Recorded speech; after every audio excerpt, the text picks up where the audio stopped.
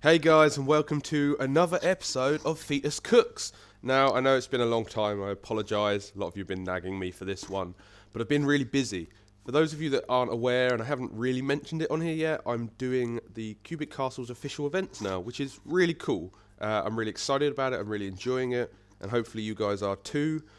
But it means that I've been a bit stretched for my other activities, so my Cubic Castles videos are going to be a bit slower, a bit less regular than usual, which I hope is okay. But I'm going to do my best to still knock them out at some sort of speed. But anyway, we are going to do another Fetus Cooks episode, and this one is the mud cake. So we're stepping our game up a bit now, moving on to something like a cake. So you will need sugar, eggs, flour, and something else. What am I missing? I've forgotten something. Oh, of course, mud. Who forgets mud in the mud cake? Me, apparently. So yeah, there you go. Mud cake. You'll need 1 flour, 2 eggs, 1 sugar, and 1 mud, and that will make you the mud cake. So yeah, we'll be back soon to see how that went. Okay, it looks like our mud pie is done, and also Ed has appeared at some point. But here's the mud cake. Looks beautiful. Good job, guys. We did a great job. Now let's go and have a go in real life. Okay, let's do it. So we've got our mud, 2 eggs, flour, and sugar. So I'm just going to put the mud on the tray. I guess. Bit of sugar. Get that on there. Trying not to make a mess, because making a mess is bad, and you will get in trouble for making a mess, as I find out every time I make these videos. Bit of flour. Doesn't really say how much flour. I mean, other than the quantity of eggs, it's very unspecific.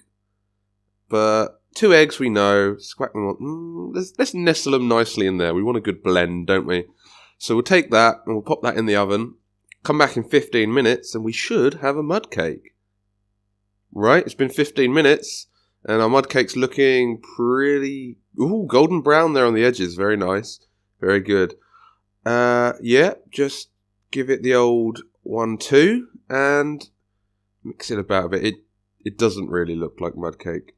But I reckon that this might be a nutritious soil for my plants. So we'll just whack that in a flower pot, I think.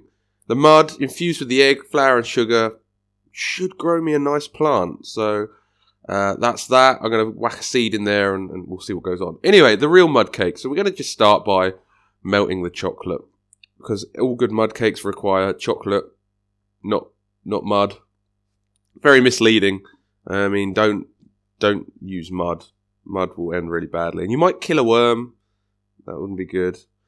Right, so we're just measuring out our chocolate there. What we got, 138 grams at the moment, 142, about that, that's about right.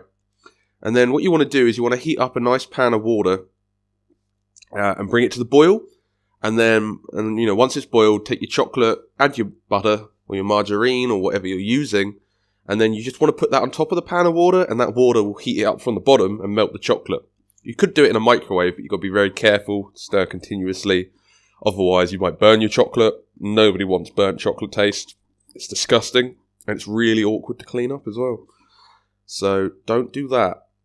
Now, as you're going to see, I learned that when you add something to a pan of water, that displaces the water. And so you really want to make sure that there's not too much water in your pan, or you're going to make a mess. Which I did. And then I had to clean up said mess. Future Liam, here comes past Liam said mess. Yeah, there we go. Made a mess. And you're like, oh, that's not too bad. Bit of water on the hob. I'll just stir that. No more mess. So we'll just take that out, empty some water, and come back to it. There we go. Much better. Much better now. You can see the water's not going everywhere. It's boiling, and my butter and chocolate are beginning to melt pretty quickly. We'll just fast forward to when it is melted, because nobody wants to watch chocolate melt. And there we go. Beautiful, smooth, chocolatey colour. I mean, we could just eat that, and that would probably still be pretty good. What you want to do is you want to take a bit of the water, save a little bit of the water, put it in a jug. You can get rid of the rest of it afterwards, but you're going to just need a little bit of that water. Right, so we're going to measure out our sugar. because it's not sweet enough, obviously, with the chocolate. So we'll measure that out. Now, I realised that I forgot to do a full showcase of the ingredients and that for you, and the measurements, but hopefully you can sort of see on the scales there what everything's measuring up to, so it shouldn't be too bad for you. For those of you that might actually dare try and follow a recipe that I have made. I mean, I wouldn't not advise you to follow my recipes, but I make a lot of mess, so I'm sure you guys would also probably be like, oh yeah, so you're supposed to splash water up the wall and throw this over there, and you'll get in a lot of trouble with your parents. Okay, so we're just going to chuck the sugar in. Now, if you have a sieve, sieve your sugar.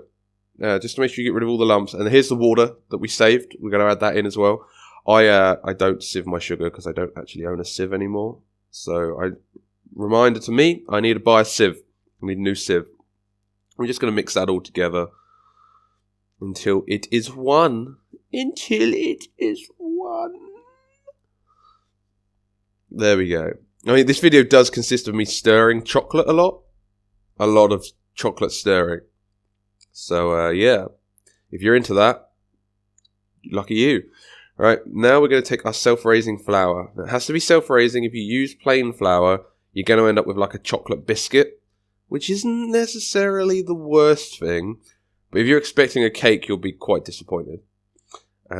Because, yeah, it will not rise. So we're just adding the self-raising flour. These scales are really impractical. It'll be like, oh, it's 140 grams, and then you'll add 10 grams, and it'll be like, it's 140 grams, and then you'll add a gram, and it'll be like, it's 159 grams. So, yeah. Invest in a decent set of scales. Chuck in a bit of cocoa powder in. I have Bourneville, which is a dark chocolate. Not too sweet. I quite like it. But you could use the Cadbury's one if you want a bit sweeter one. But obviously, you've got a lot of sugar, chocolate going on already. So a dark chocolate cocoa is probably a good idea. I would advise. Right, and then we will take a small spoon or fork or whatever we've got and mix it together. Again, sieve this if you have one, just to get rid of all the lumps. Then you avoid what I'm doing here, which is essentially just trying to break up the lumps.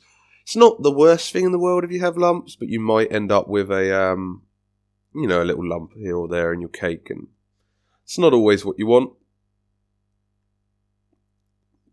So many mixing related jobs.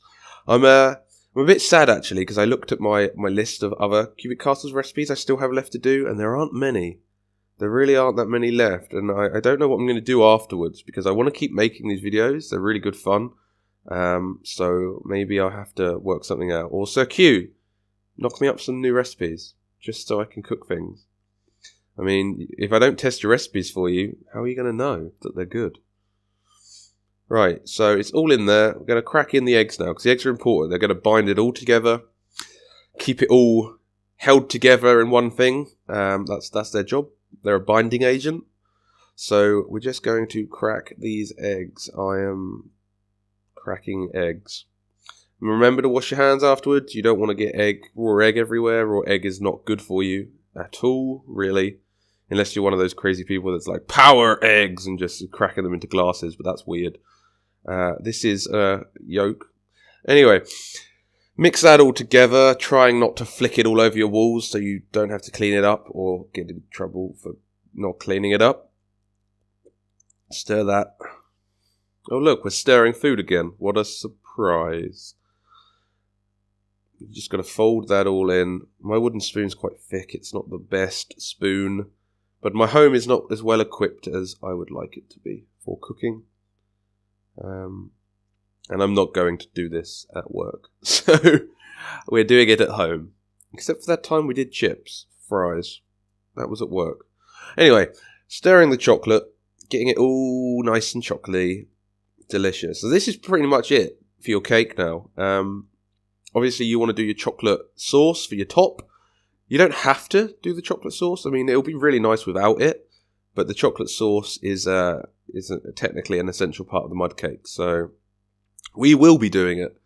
And I will be eating it. And it's going to be delicious. Right. So there's some chocolate in the thing. Now, you want to take your cake tin and you want to grease it.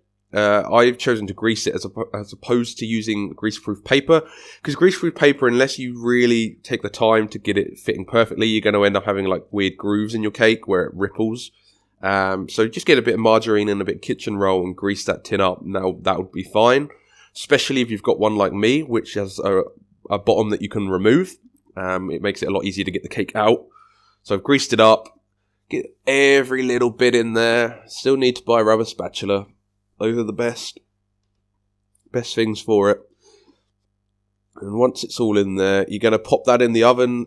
It takes about half an hour. But just take it out, take a knife, insert the knife into the top of the cake, and just see if it comes out clean. If it comes out clean, then your cake's cooked. Okay, so while the cake's cooking, we'll make the sauce. So it's pretty straightforward. You get your butter, measure that out into your bowl. Now, it's the same method as we did previously, so you want to make sure you've got a pan of hot water, boiling water stood by. So you can still use the same water you had. And we're going to take caster sugar, and we're going to add that to the butter. It's like a lighter, powdery sugar. It's a bit better for sauces and stuff like that, as opposed to the thicker, granulated style sugar. Very light and powdery. And if you do what I'm doing, you will probably inhale half of it, because it just blows up in your face. And then you'll have a face covered in icing sugar, which is always good. Right, so once you've done that, you're going to want your cocoa powder. Again, still using the same one. It's the Bourneville one, the dark chocolate one, which I like quite a lot. There it is, just so you can see it again. And you want to add that, and that's literally it. It's icing sugar, butter, cocoa powder, and that'll just make a nice sauce. So just mix that in. Again, sieve it if you can. If not, do what I do, fling it everywhere, make a nice mess, and just melt it as you did before.